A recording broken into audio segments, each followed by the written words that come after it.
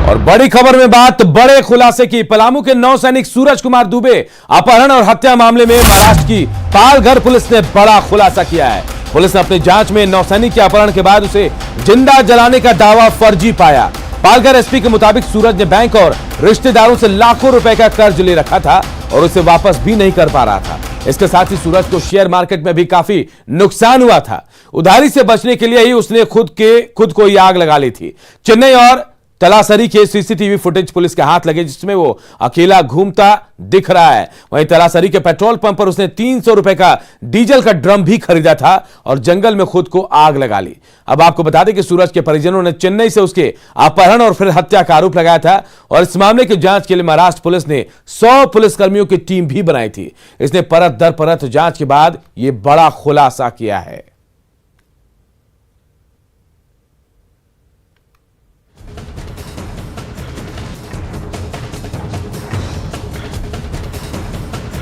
से वो stock market trading कर रहे थे और उसी में उन्होंने काफी पैसा उनका शेयर मार्केट में डूब गया है।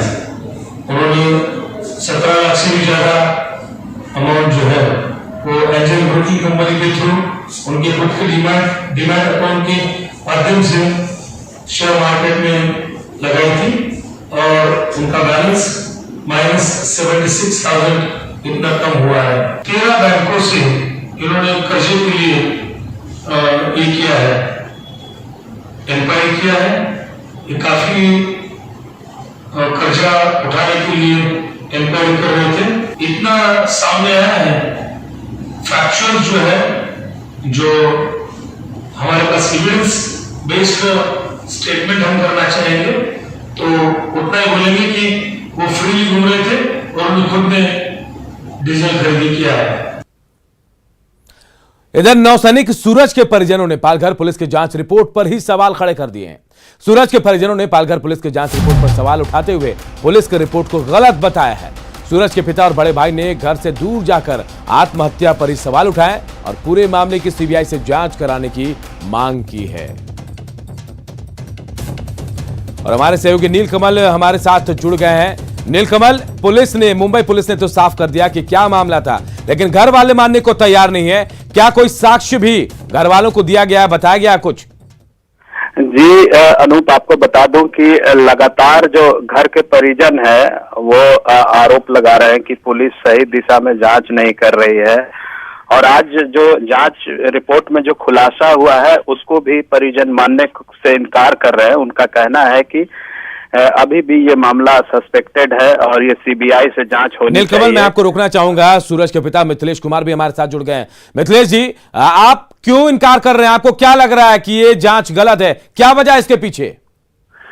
जो भी हम सीसीटीवी फुटेज मांग रहे हैं कि वो मुंबई पुलिस हमको कह रहा है कि आपका लड़का हरियालन टावर इधर उधर फ्री घूम रहा है और होटल में फ्री घूम रहा है और यहाँ एटीएम से पैसा, चेन्नई एटीएम से पैसा निकाल रहा। हम कहले कि तो हमको भी तो सीसीटीवी फुटेज दिखाइए।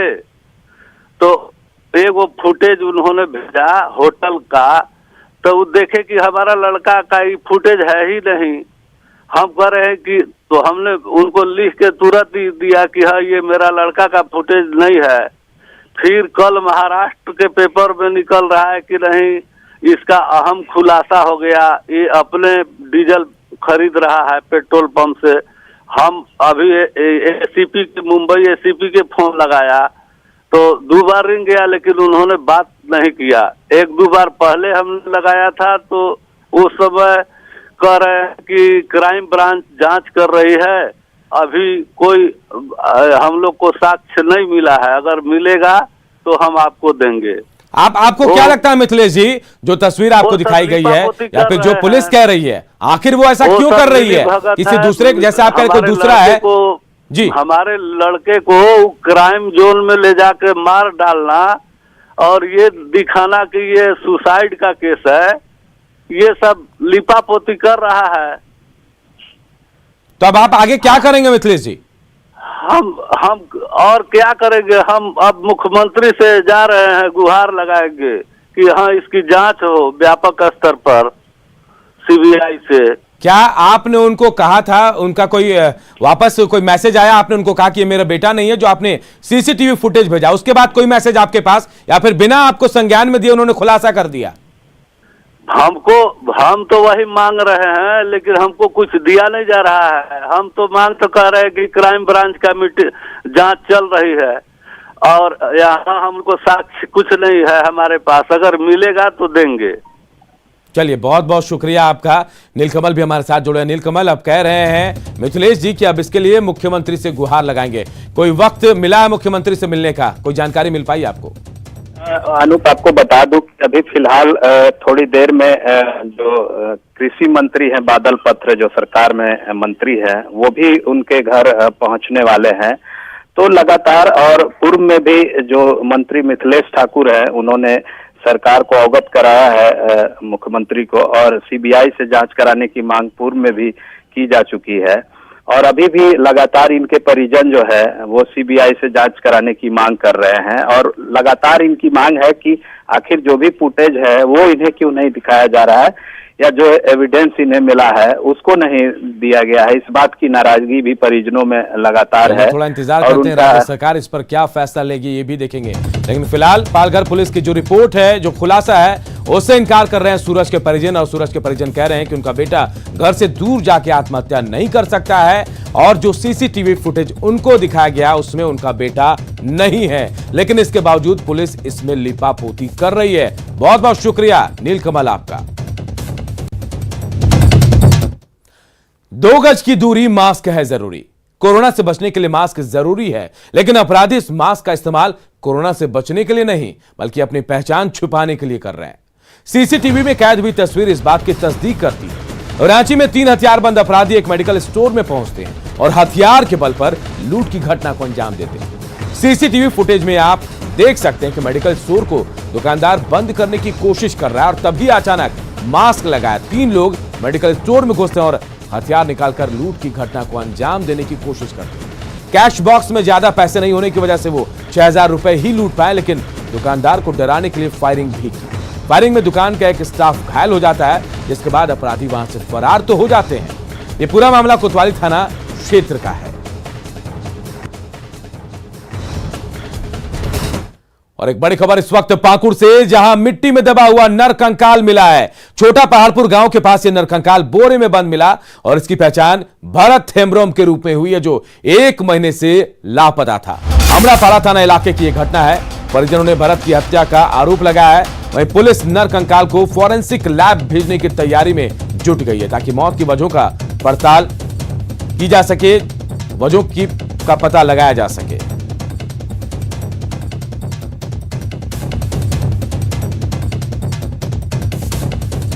और बात रफ्तार के कहर की। पलामू में तेज रफ्तार हाईवा ट्रक एक घर में जा घुसा। उसने पहले से दरवाजे पर खड़ी बोलेरो जीप को चपेट में लिया। हादसे में घर का एक हिस्सा पूरी तरह से ध्वस्त हो गया। हालांकि घर के सदस्य हादसे में बाल बाल बच गए। घटना मोहम्मदगंज थाना क्षेत्र के लटपौरी गांव की है। जिस वक्त ट्रक घर में घुसा, लोग अपने घर में सो रहे थे। ट्रक चालक हालांकि मौके से फरार हो गया। पीड़ित परिवार प्रशासन से अब मुआवजे की मांग कर रहा है।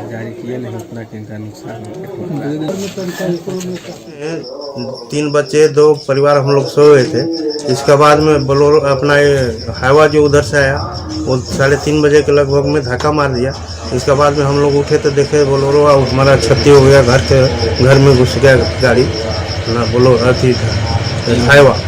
सर, अमरूद का पेड़, बेल का पेड़ तोड़ते हुए मेरा जो ढाबा था ऐसे सीटा से छाया हुआ, तोड़ते हुए दरवाजे के पास फट गया गाड़ी, बहुत डैमेज कर दिया सर। इधर झारखंड में 1 मार्च से 8वीं, 9वीं और 11वीं की भी कक्षाएं शुरू हो रही हैं, और इसे लेकर स्कूलों में तैयारियां भी शुरू हो गई। हालांकि सरकार ने सिर्फ मैट्रिक की परीक्षा ऑफलाइन लेने के आदेश दिए। वहीं स्कूल पहले की तरह डिजिटल कंटेंट और ऑनलाइन क्लास जारी रखेंगे।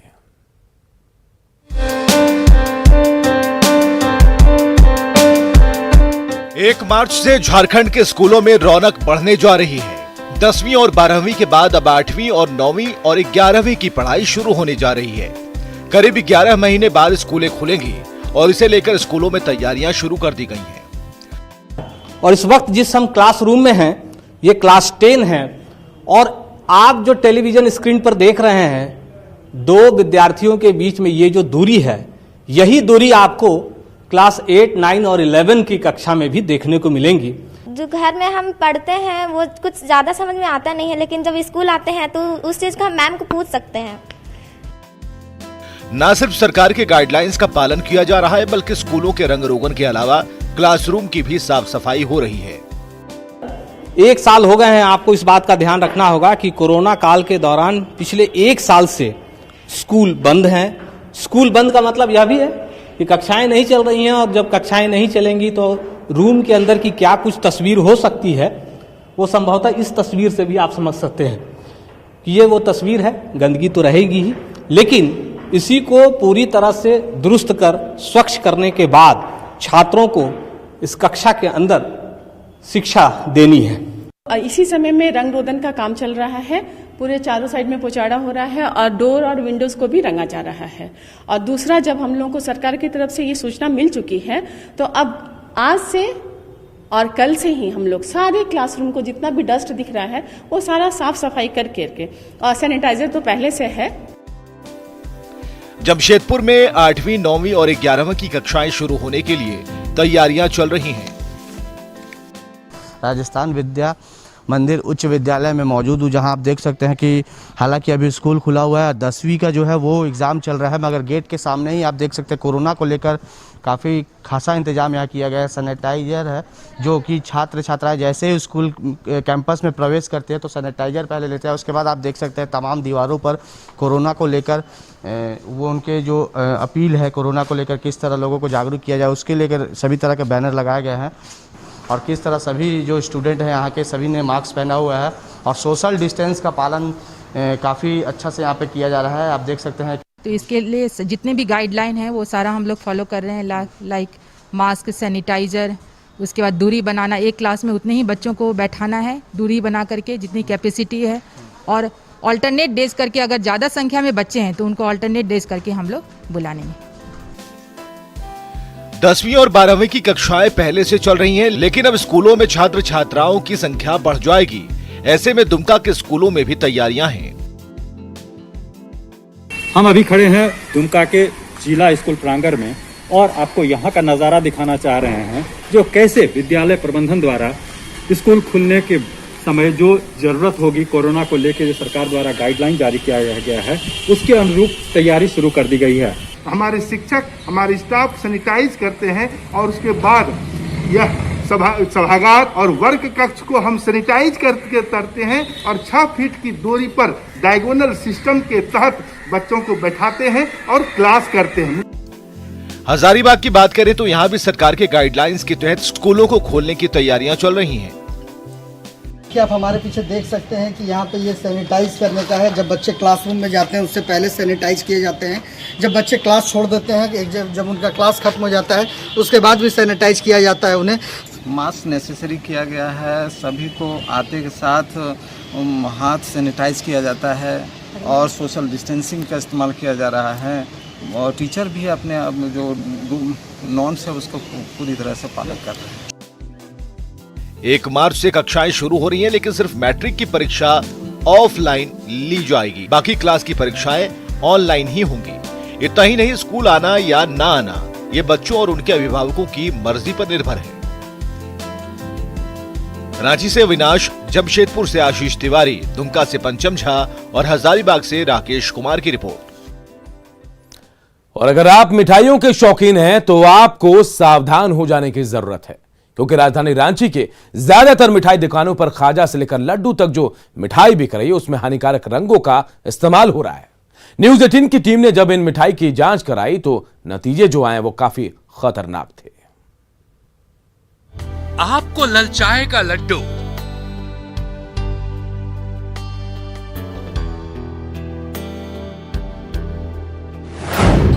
खाने को मन करेगा खाजा,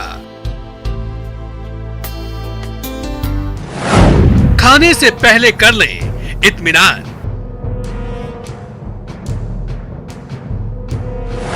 नहीं तो बिगड़ सकता है जायका। मिठाई में मिलावटी रंग से सावधान। दुकानों में सजी मिठाई बरबसी लोगों का ध्यान अपनी ओर खींच लेती है। लेकिन क्या आप जानते हैं, मिठाइयों को आकर्षक दिखाने के चक्कर में लोगों के स्वास्थ्य से खिलवाड़ किया जा रहा है। बेसन से बनने वाले लड्डू और मैदा चीनी से बनने वाले खाजा जैसी मिठाइयां जो बिना रंग के इस्तेमाल के भी बन सकती है, उसमें सिर्फ इसलिए रंग मिलाया जाता है ताकि वह देखने में आकर्षक लगे। नहीं, इसमें हल्का कलर पड़ता है, नहीं गुड़ जैसा लगता है, इसमें कलर पड़ता है। क्यों डालता है कलर? वो हल्का व्हाइट चीनी चीनी दिखता है ना, इस वजह से उसमें कलर डालते हैं कि जी में अच्छा लगे दिखने में। क्या वास्तव में राजधानी में बनने वाली ज्यादातर मिठाइयों में रंग और उसमें भी कई में खतरनाक किस्म के रंग का इस्तेमाल हो रहा है? यह परखने के लिए न्यूज 18 की टीम ने स्टेशन रोड की एक दुकान से पारंपरिक मिठाई खाजा का सैंपल लिया और उसकी जब नामकुम स्थित स्टेट फूड लेबोरेटरी में जांच कराई तो चौंकाने वाले नतीजे मिले। स्टेट फूड लेबोरेटरी के फूड एनालिस्ट ने इसमें रंग मिले होने की रिपोर्ट दी। जो प्रैक्टिस में देखने में आया है बाजार में, मार्केट में, कि लोग जो इंडस्ट्रियल यूज का कलर है, मेटानिल येलो कलर वगैरह, ये खाद्य पदार्थों में मतलब उनको रंगीन करने के लिए मिला देते हैं, जो कि घातक और खतरनाक है, क्योंकि वो उन रंगों की सेफ्टी ना तो सेफ पाए गए हैं वो, और वो खतरनाक रंग होते हैं क्योंकि वो कार्सिनोजेनिक होते हैं। न्यूज 18 ने जब रांची सदर अस्पताल की फूड एनालिस्ट और आहार विशेषज्ञ से मिठाइयों में रंग के इस्तेमाल पर बात की तो उन्होंने ऐसे रंग के इस्तेमाल से बचने की नसीहत दी। कलर का क्या आवश्यकता है? नेचुरली कितना अच्छा चीज है, कलर का कोई आवश्यकता नहीं है। जलेबी बेसन का जो कलर है वो खुद में कलर ही उसमें, तो कोई आवश्यकता नहीं है उसमें कलर डालने की। ऐसे नेचुरल है, उसी को खाए, उससे ज्यादा बढ़िया है। चटक रंग और मीठे स्वाद से लोगों को लुभाने वाला लड्डू हो, खाजा हो या कोई और मिठाई, अगली बार जब आप इसे खाने की सोचें तो ये जरूर इत्मीनान कर लें कि इसमें हानिकारक रंगों का इस्तेमाल नहीं किया गया हो, नहीं तो स्वाद के साथ आपका स्वास्थ्य भी खराब हो सकता है। उपेंद्र कुमार, न्यूज 18 रांची। और चलिए अब आपको बताते हैं कि मिलावटी मिठाई खाने से शरीर को क्या और कितना नुकसान हो सकता है। देखिए, मिलावटी मिठाई से पेट संबंधी बीमारियां होती हैं। मिलावटी मिठाई से फूड पॉइजनिंग का खतरा बना रहता है। इसके अलावा देखिए कई और चीजें हैं, इनका बुरा असर सेहत पर पड़ता है। किडनी और लीवर पर बुरा असर पड़ सकता है इसका। इसके अलावा आंखों की रोशनी पर भी इसका प्रभाव पड़ता है। बच्चों का मानसिक और शारीरिक विकास भी रुक सकता है। हड्डी और कोशिकाएं डैमेज हो सकती हैं। घटिया किस्म के तेल से स्वास्थ्य भी खराब होता है। सिंथेटिक दूध से किडनी को नुकसान पहुंचता है। हार्ट अटैक, अस्थमा, कैंसर जैसी बीमारी की भी आशंका बनी रहती है।